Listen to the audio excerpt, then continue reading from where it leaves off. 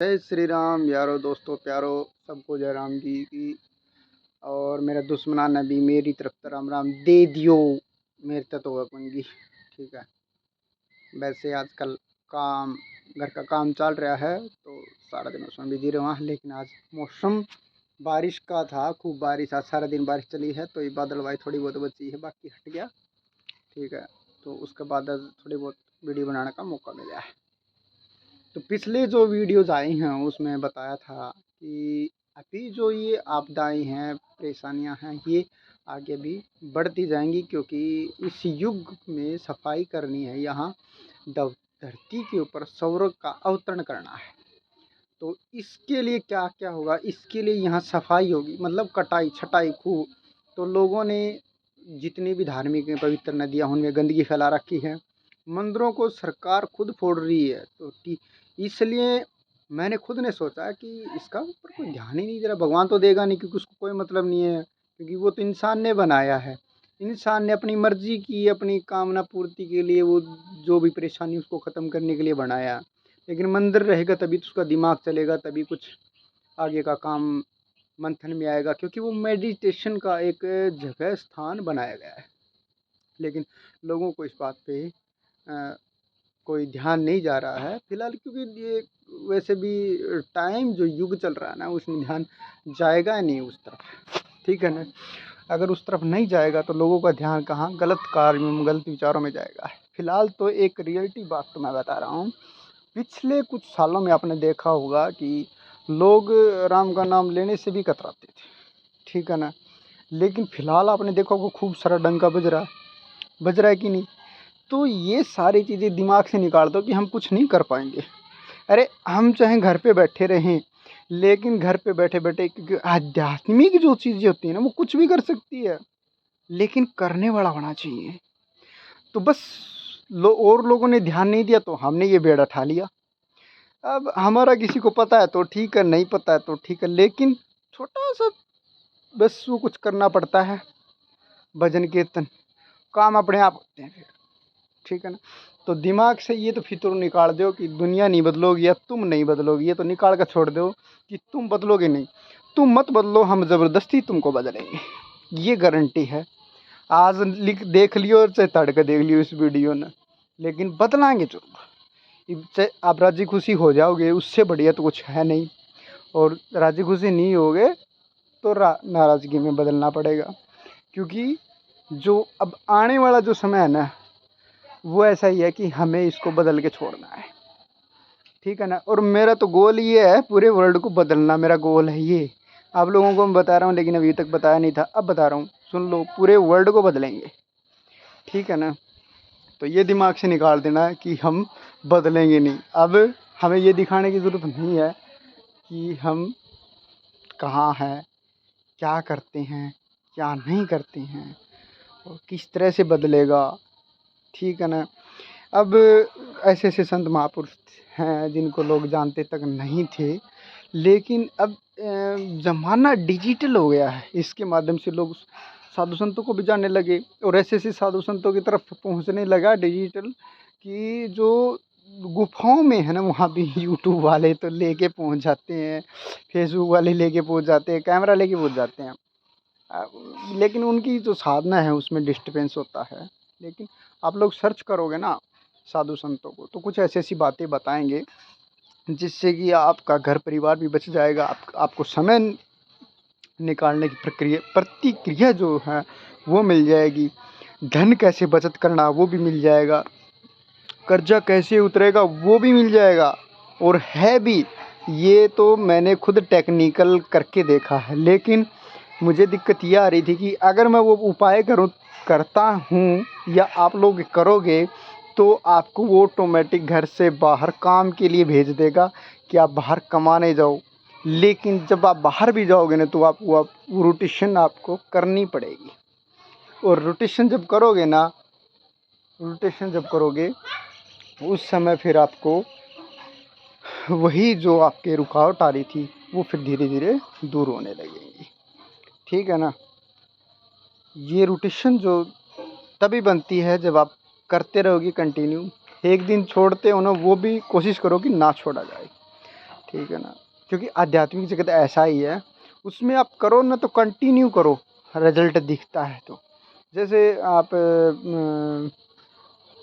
किसी भी क्लास में पढ़ते हो, ये सबसे पहले एडमिशन लेते हैं LKG में या पहली कच्ची पहली में, उसके बाद वो धीरे धीरे पहली होती है, फिर दूसरी क्लास आती है, फिर तीसरी क्लास आती है, फिर चौथी क्लास, पाँचवीं, छठी, सातवीं, आठवीं, नौवीं, 10वीं, 11वीं, 12वीं। तो रोटेशन के अनुसार चलती है, पहली से लेके 10वीं 12वीं तक, और फिर ऊपर जो क्लास करनी है वो करो रोटेशन के अनुसार। बीच में उसमें छोड़ेंगे तो उसमें बोलते हैं कि कूद के गया है ना, लेकिन अध्यात्म में कूद नहीं सकता, उसको छोड़ सकता, फिर दूसरा अपना सकता है।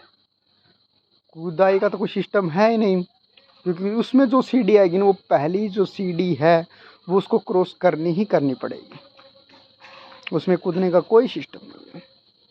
अब दूसरी बात, और आगे बात मैं वीडियोस जो आएंगे उन बताते रहेंगे, बाकी रहेगी दुनियादारी की बात है। आप लोगों के पास जहाँ भी धार्मिक मंदिर तोड़े जा रहे हों, या गंदे नाले हैं गंगा माँ में ऐसे बहाए जा रहे हों, या गौ माता का तिरस्कार हो रहा हो, या कुछ भी ऐसा गलत हो रहा हो जहाँ कोई आवाज़ उठाने वाला ना हो, तो वहाँ आवाज़ उठाने की, या लोगों को जोड़ने की, या लोगों को बताने की कि यार ऐसे हो रहे, आप लोग सो रहे हो, बस इतना ही कहना है।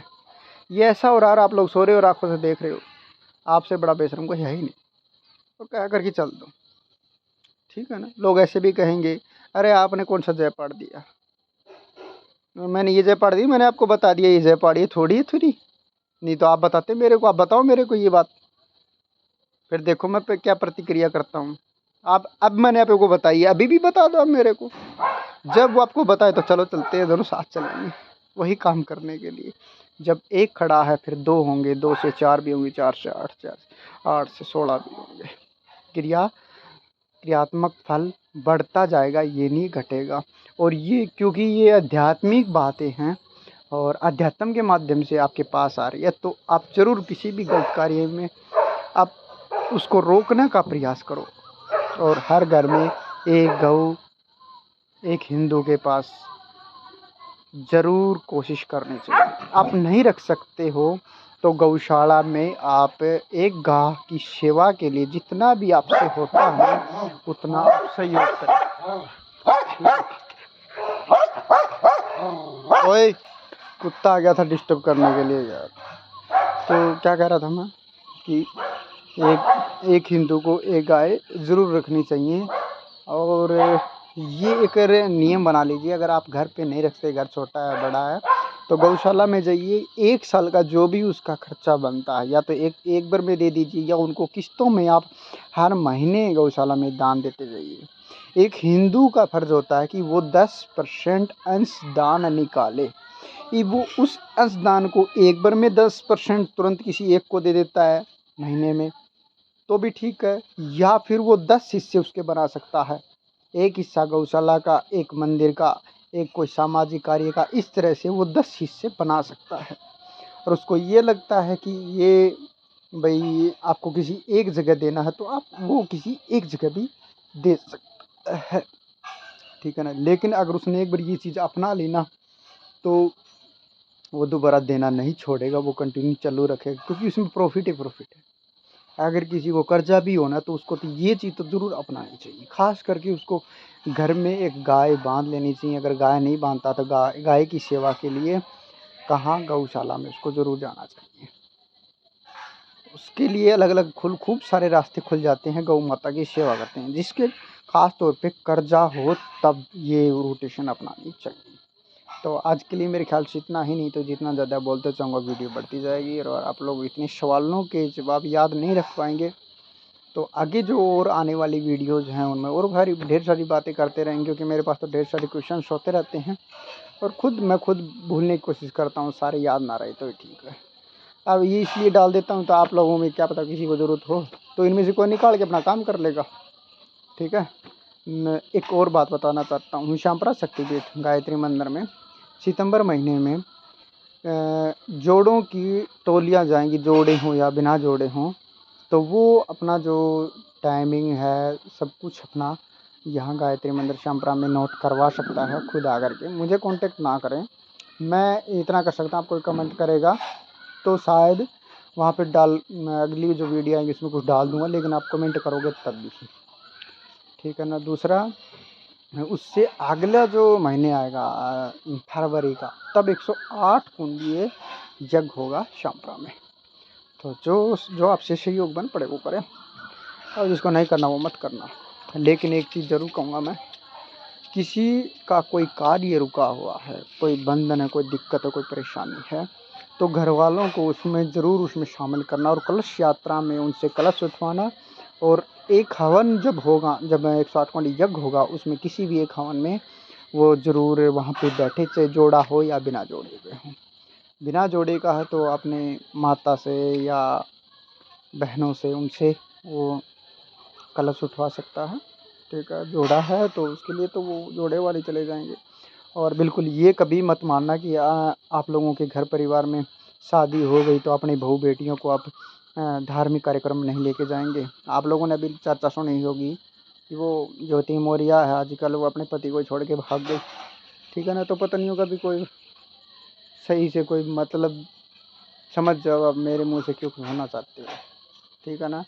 धार्मिक कार्य के लिए ज़रूर लेके जाओ, क्या पता उसका दिमाग वही सेट रहे और थोड़ी सी उसको शांति मिले, उससे क्या पता उसके दिमाग की जो बत्ती है वो चस जाए, और कुछ भी ऐसा कदम टेकने से पहले वो अपने आप को कंट्रोल कर ले, और साथ में अपना सनातन में ही और सही कार्य के रोटेशन में अपना काम करती जाए। क्योंकि परेशानियां हर किसी की ज़िंदगी में आती हैं, ज़रूरी नहीं कि किसी भी आगे किसी की नहीं आई, सबके आती है। हम कौन से ऐसे ही इतनी जानकारी ले ली, ऐसे ही थोड़ी ले ली, हमने भी परेशानियां देखी हैं, ठीक है ना।